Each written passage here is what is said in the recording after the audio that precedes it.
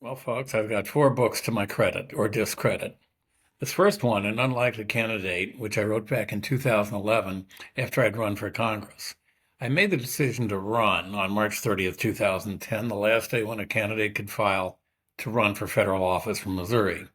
I would not have run had it not been that no other Democrat from Missouri chose to run.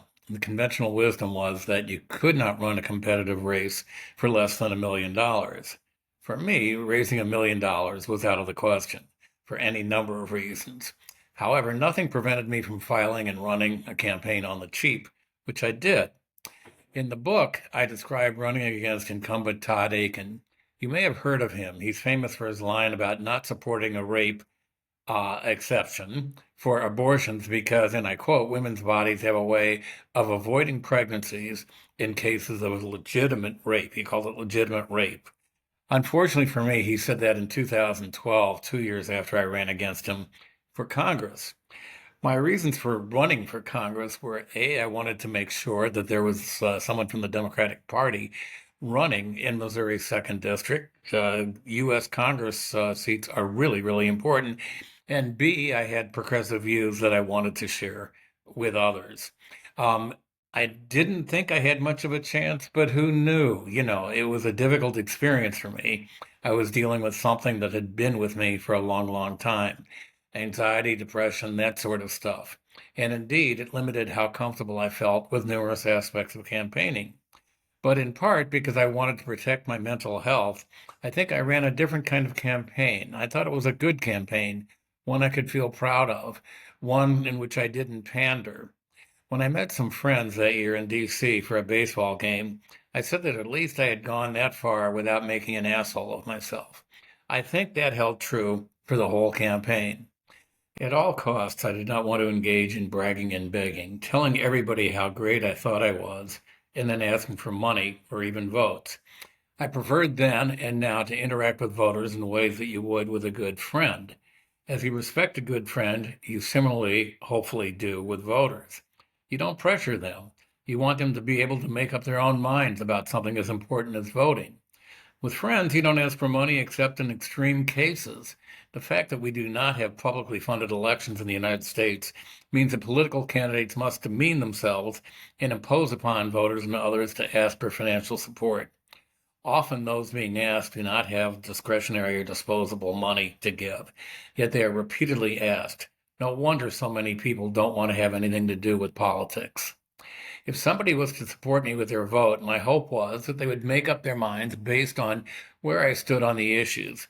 I did not want people's votes because I had barraged them with ads or demeaned their opponent.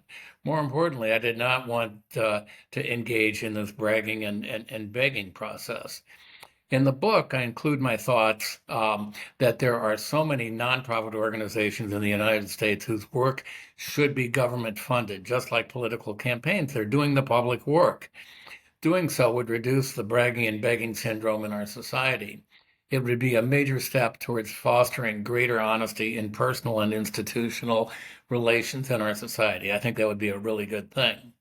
So this book is about running in a Missouri district that at the time included a large portion of St. Louis County, along with considerable amounts of St. Charles and Lincoln counties to the north and Jefferson County to the south, all of them quite conservative.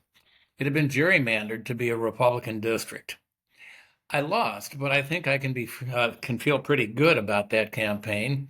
I felt that I had something to share, and I think I was able to do that. That's why I wrote the book. In part, it was good therapy from the whole process. Soon thereafter, I wrote a book called Standardized Education: Moving America to the Right. American voters have repeatedly revealed how ill-informed they are, how lacking they are in critical thinking skills. That was in 2010, and it seems considerably worse now.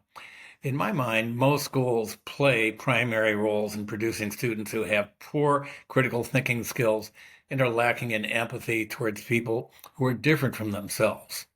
So the book is a call for American schools to follow many of the tenets and practices of Crossroads in St. Louis.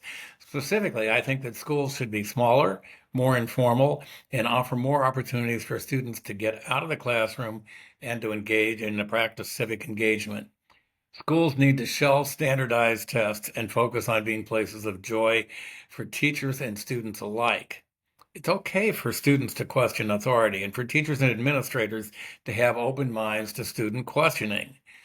This book, it's a short book. It's only about 85 pages. It's an easy read, and I think you'll find that there are a lot of ideas that may be helpful in changing schools. In 2014, I once again ran for Congress, this time against Ann Wagner. Again, I felt pretty good about the campaign. Again, I got about 30% of the vote in a red district. I broke my promise not to ask for or accept any financial contributions. I was convinced by others that if people gave money, that it might make them feel a little more committed to my campaign. So I chose to accept a maximum, not minimum, a maximum of contribution of $10.10 per person. That was President Obama's suggested federal minimum wage. This is back in 2014. And by accepting donations of up to $10.10, I was able to raise about $500. I lost that race as well.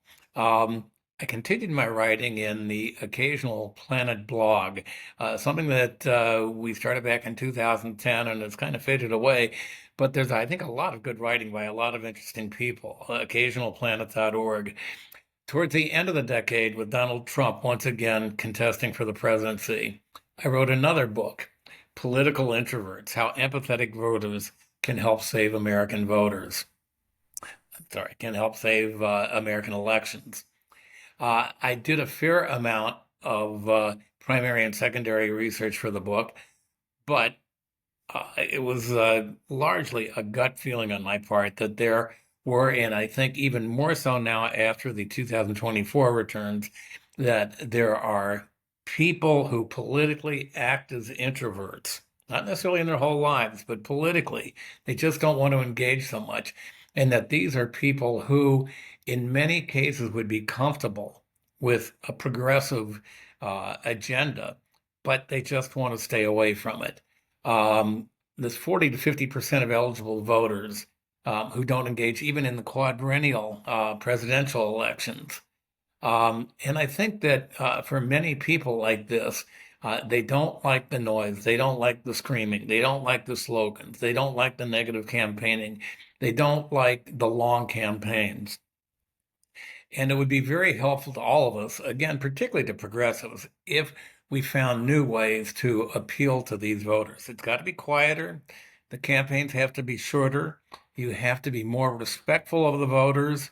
You have to let them know that you're not going to be asking them for all kinds of money and all kinds of things. You're trying to, in a sense, appeal to that within their characters, which they are most proud of, and that includes humility and a sense of being able to reason.